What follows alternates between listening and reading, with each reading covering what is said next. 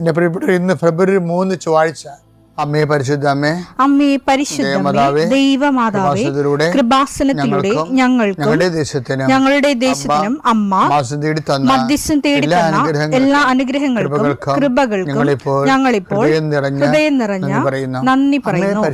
അമ്മേ പരിശുദ്ധമ്മേ, ദൈവമാതാവേ, 2004 ഡിസംബർ 7 ഉച്ചകഴിഞ്ഞ് 2:30 കൃപാസനത്തിൽ സംഭവിച്ച അമ്മയുടെ പ്രത്യക്ഷപ്പെടലിനെ കുറിച്ച് തിരുസഭയ്ക്ക് സമർപ്പിച്ചിരിക്കുന്ന പഠനരേഖകളുടെ സഭാത്മകമായ പഠനം ആരംഭിക്കുവാൻ ഞങ്ങൾ പ്രാർത്ഥിക്കുന്നു.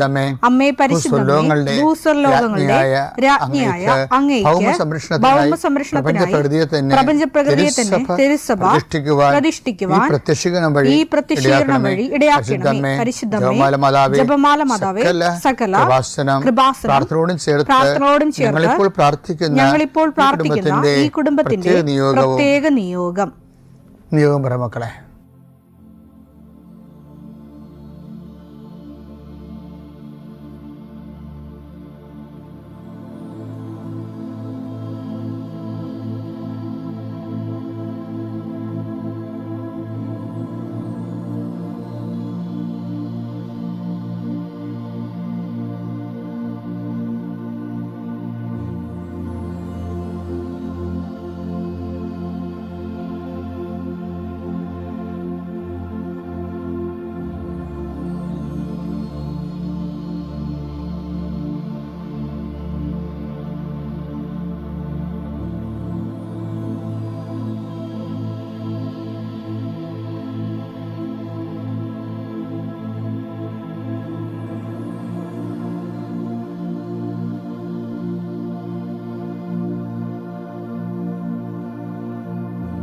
അമ്മയുടെ പ്രത്യക്ഷീകരണത്തിന്റെ ഈ അനുഗ്രഹവേളയിൽ ഞങ്ങൾക്ക് സാധിച്ചു തരുവാൻ കനിയണമേ. ആമേൻ. വിശ്വാസ പ്രമാണം. സർവശക്തനായ പിതാവും ആകാശത്തിന്റെയും ഭൂമിയുടെയും സൃഷ്ടാവുമായ ദൈവത്തിൽ ഞാൻ വിശ്വസിക്കുന്നു. അവിടുത്തെ ഏകപുത്രനും ഞങ്ങളുടെ കർത്താവുമായ ഈശോമിശിഹായിലും ഞാൻ വിശ്വസിക്കുന്നു. ഈ പുത്രൻ പരിശുദ്ധാത്മാവിനാൽ ഗർഭസ്ഥനായി കന്യകാമറിയത്തിൽ നിന്ന് പിറന്ന് പൊന്തിയോസ് പീലാത്തോസിന്റെ കാലത്ത് പീഡകൾ സഹിച്ച് കുരിശിൽ തറയ്ക്കപ്പെട്ട് മരിച്ച് അടക്കപ്പെട്ട് പാതാളങ്ങളിൽ ഇറങ്ങി മരിച്ചവരുടെ ഇടയിൽ നിന്ന് 3-ാം നാൾ ഉയർത്ത് സ്വർഗത്തിലേക്ക് എഴുന്നള്ളി സർവശക്തിയുള്ള പിതാവായ ദൈവത്തിന്റെ വലതുഭാഗത്തിരിക്കുന്നു. അവിടെ നിന്ന് ജീവിക്കുന്നവരെയും മരിച്ചവരെയും വിധിക്കുവാൻ വരുമെന്നും ഞാൻ വിശ്വസിക്കുന്നു. പരിശുദ്ധാത്മാവിലും ഞാൻ വിശ്വസിക്കുന്നു. വിശുദ്ധ കത്തോലിക്കാ സഭയിലും പുണ്യവാന്മാരുടെ ഐക്യത്തിലും പാപങ്ങളുടെ മോചനത്തിലും ശരീരത്തിന്റെ ഉയർപ്പിലും നിത്യമായ ജീവിതത്തിലും ഞാൻ വിശ്വസിക്കുന്നു. ആമേൻ. സ്വർഗ്ഗസ്ഥനായ ഞങ്ങളുടെ പിതാവേ, അങ്ങയുടെ നാമം പൂജിതമാകണമേ. അങ്ങയുടെ രാജ്യം വരണമേ. അങ്ങയുടെ തിരുമനസ് സ്വർഗത്തിലെ പോലെ ഭൂമിയിലുമാകണമേ. അന്നു വേണ്ടുന്ന ആഹാരം ഇന്ന് ഞങ്ങൾക്ക് തരണമേ. ഞങ്ങളോട് തെറ്റ് ചെയ്യുന്നവരോട് ഞങ്ങൾ ക്ഷമിക്കുന്നത് പോലെ ഞങ്ങളുടെ തെറ്റുകൾ ഞങ്ങളോടും ക്ഷമിക്കണമേ.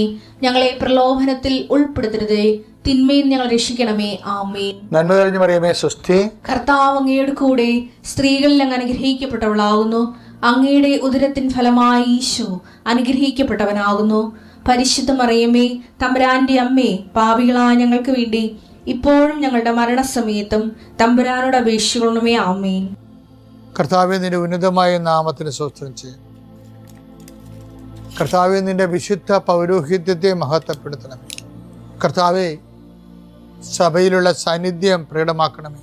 40 വർഷം അർപ്പിച്ച കുർബാന യോഗ്യതയാൽ കൃപാസ്ഥാനത്താരെ ജീവനോടെ പ്രത്യക്ഷപ്പെട്ട പരിശുദ്ധ അമ്മയുടെ പ്രത്യക്ഷീകരണ സ്ഥിരീകരണത്തിനായി ഇന്ന് കൃപാസ്ഥാനത്താരെ നടക്കുന്ന 10,000-കണക്കിന് മനുഷ്യരുടെ പ്രാർത്ഥനയോട് കൂടെ ദൈവവേദലെ ഞാൻ നിന്നെ ഈശോനാമത്തിൽ ആശീർവദിക്കുന്നു. കർത്താവേ, ജോലിയില്ലാത്തവര്, വീടില്ലാത്തവര്, ജീവിതത്തിൽ കലഹങ്ങളും ഭിന്നതകൊണ്ട് പിരിഞ്ഞു താമസിക്കുന്ന ജീവിത പങ്കാളികളെ, കുഞ്ഞുങ്ങളുടെ തെറ്റായ അവസ്ഥകൾ കണ്ട് വിഷമിക്കുന്ന മാതാപിതാക്കന്മാരെ, ശാരീരികമായ രോഗങ്ങളെ അവസരപ്പെടുന്നതും രോഗം ആകുന്നതിന് സമയമെടുക്കുന്നില്ലെന്ന് ഓർത്ത് ഉത്കണ്ഠപ്പെടുന്നവരെയും സമർപ്പിച്ച് പ്രാർത്ഥിക്കുന്നു. ഇന്ന് യാത്ര ചെയ്യുന്നവരെ, ഇന്നത്തെ യാത്രയ്ക്ക് വേണ്ടി വിവിധമായ ഒരുക്കിയിരിക്കുന്ന ലക്ഷ്യങ്ങൾ, കണ്ടുമുട്ടുന്ന വ്യക്തികൾ, സംസാരിക്കുന്ന സംഭാഷണങ്ങൾ, എഴുതുന്ന രേഖകൾ, ഒപ്പിടുന്ന ഡോക്യുമെൻറ്റുകൾ,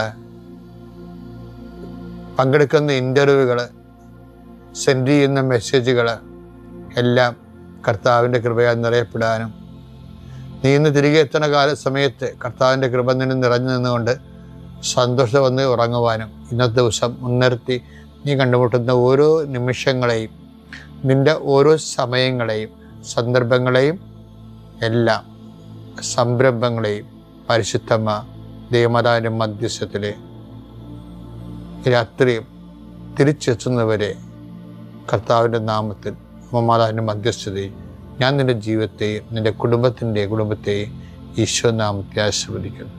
എൻ്റെ പ്രിയപ്പെട്ടവരെ, നമ്മൾ ഈ ദിവസങ്ങളിൽ വിശ്വാസ വളർച്ചയെക്കുറിച്ചാണ് സംസാരിക്കുന്നത്. നിശ്ചലമായ വിശ്വാസം, സ്ഥിരമായ വിശ്വാസം വിശ്വാസ തളർച്ചയുടെ സൂചനയാണ്. വിശ്വാസം വളരുന്നില്ലെങ്കിൽ നമുക്ക് തളർച്ചയാണ് സംഭവിച്ചിരിക്കുന്നത്. അതെങ്ങനെ റിപ്പയർ ചെയ്യാവുന്ന ഇന്നലെ നമ്മൾ കണ്ടത്. ഇന്നിപ്പോൾ കാണുന്നത് വിശ്വാസ വളർച്ചയെക്കുറിച്ച് ബൈബിൾ വാചാലമായിട്ടാണ് സംസാരിക്കുന്നത്. ആരെയും വിശ്വാസം വളരേണ്ടതാണെന്നുള്ള കോൺസെപ്റ്റ് തന്നെയാണ് ബൈബിൾ ഉറച്ചു നിൽക്കുന്നത്. 2 തെസ്സലോനിക്കർ 1:3 വായിച്ചേ. നിങ്ങളുടെ വിശ്വാസം സമൃദ്ധമായി വളരുകയും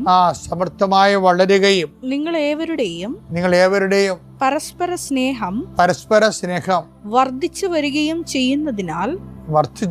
ചെയ്യുന്നതിനാൽ സഹോദരങ്ങളെ നിങ്ങൾക്ക് വേണ്ടി എപ്പോഴും ദൈവത്തിന് ഉചിതമാം വിധം നന്ദി പറയാൻ ഞങ്ങൾ കടപ്പെട്ടിരിക്കുന്നു. അതായത് തെസ്സലോനിക്ക സഭയുടെ വിശ്വാസം, അതായത് their faith is growing more and more. വിശ്വാസത്തിലേക്ക് അവർ മുന്നേറിക്കൊണ്ടിരിക്കുക. അപ്പോൾ വിശ്വാസത്തിലേക്ക് മുന്നേറുമ്പോൾ എന്നാ സംഭവിക്കണത്?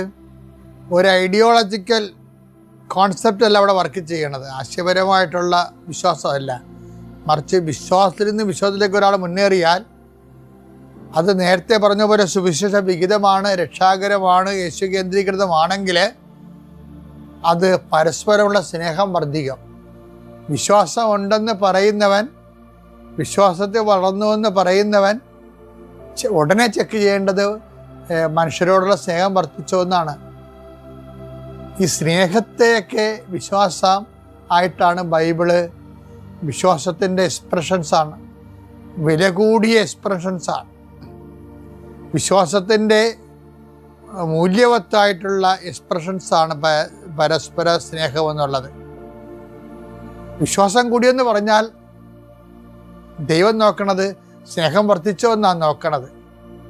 മനുഷ്യന്മാരോടുള്ള സ്നേഹം, അവശ്യരോടുള്ള സ്നേഹം, കരുണ അർഹിക്കുന്നതോടുള്ള സ്നേഹം, നമുക്കൊന്നും ലഭിക്കാതെ തന്നെ അങ്ങോട്ട് മറ്റുള്ളവരെ നിലനിർത്താനുള്ള സ്നേഹം, വളർത്താനുള്ള സ്നേഹം, ഇതൊക്കെ വളർന്നിട്ടുണ്ടെങ്കിലാണ് വിശ്വാസം വളർന്നുവെന്ന് ദൈവം കണക്കിലെടുക്കണം. അത് നമ്മൾ വളരെ ഗൗരവതരമായ ആശയപരമായിട്ടുള്ള, എനിക്ക് കഴിഞ്ഞ ആഴ്ചത്തേക്കാൾ വിശ്വാസമുണ്ട് ഇപ്പം തോന്നേണ്ടത്.